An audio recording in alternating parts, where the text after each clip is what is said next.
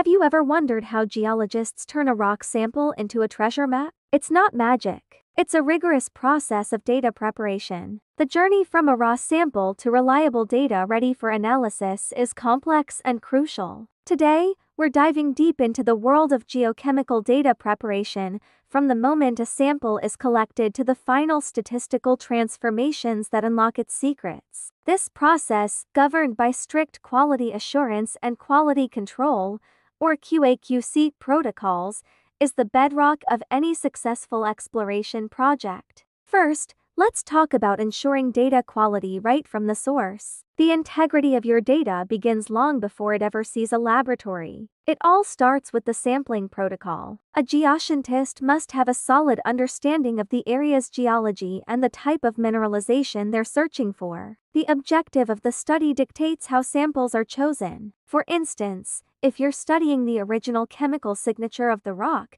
a field called chemostratigraphy, you need samples that are pristine, free of any veins, alteration, or mineralization. On the other hand, if you're focused on the alteration or mineralization itself, your samples must represent those specific features. Accurate documentation and location are non-negotiable. Every sample needs to be precisely located, so the site can be revisited if needed. Detailed notes on the equipment, sampling methods, and calibration frequency are also essential. Then there's the ever-present risk of contamination. Simple steps, like cleaning the outside of a drill core to remove drilling fluids, can make a huge difference. When dealing with solid samples, we watch out for weathering rinds, the outer layers that have interacted with the environment, and nuggets, which are small, highly concentrated mineral grains. Including either of these can create anomalously high readings that skew your results. Finally, sample security is vital. A proper chain of custody,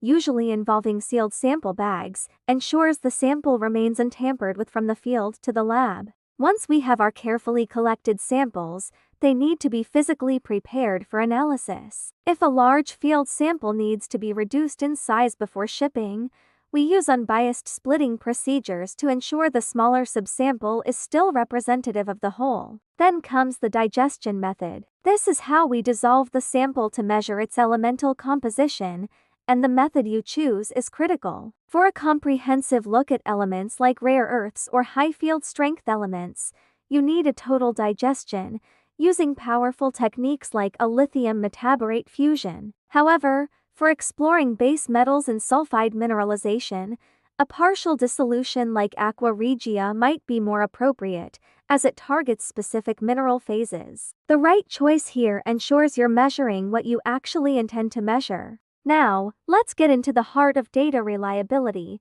quality assurance and quality control, or QA/QC. This isn't just good practice. It's a regulatory requirement in many places. A robust QA/QC program monitors precision, accuracy, and contamination throughout the entire process. Remember, errors at each stage can add up, leading to a final result that's far from the truth. One of the biggest culprits is contamination. It can happen anywhere, in the field, from crushing equipment, or even within the lab from unclean acids or instrument memory effects. To monitor this, we use blanks. A blank is a material with virtually no concentration of the elements we're interested in. There are several types of blanks we use to pinpoint the source of any contamination. Field blanks are collected and processed just like real samples to check for contamination throughout the entire workflow. Trip blanks are similar but stay in their packaging, helping us differentiate between contamination from the field environment versus contamination during transport. Inside the lab,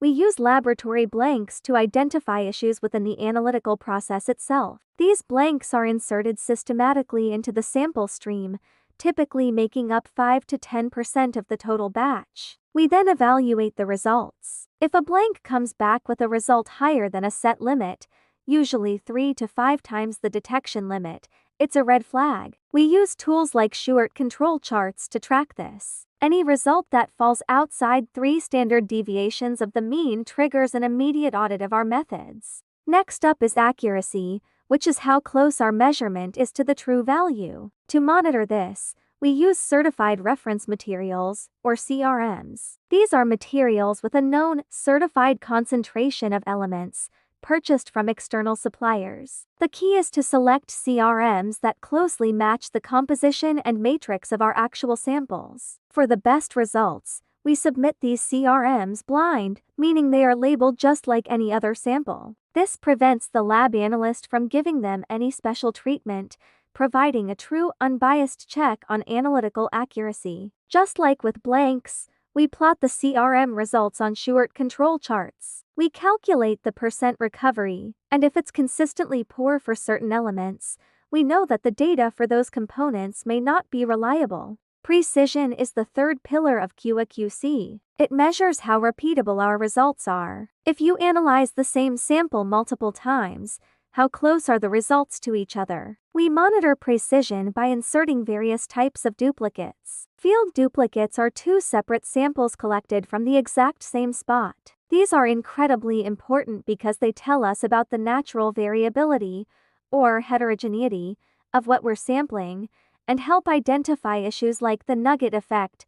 Pulp and analytical duplicates, also known as replicates, are repeat analyses done on the same prepared sample powder. They tell us about the variability of the laboratory process itself. Our goal is to have precision better than 5% for major elements and between 5 to 10% for most trace elements. We use scatter plots and statistical methods like the Thompson-Howarth analysis to evaluate our precision. Once our data has passed the rigorous QA/QC checks, the work isn't over. We move into post-analysis data cleaning and transformation. First, we verify the data, checking for mechanical errors like mislabeled samples or mixed-up units. Then, we have to deal with a common problem: censored data. These are results that fall below the instrument's detection limit, often labeled as BDL.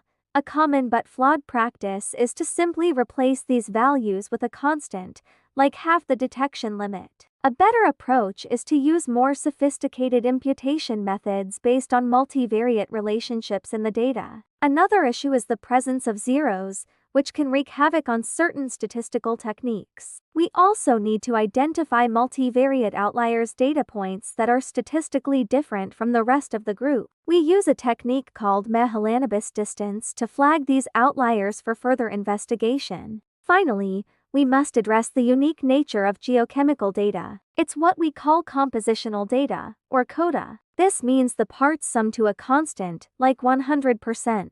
This creates a statistical trap.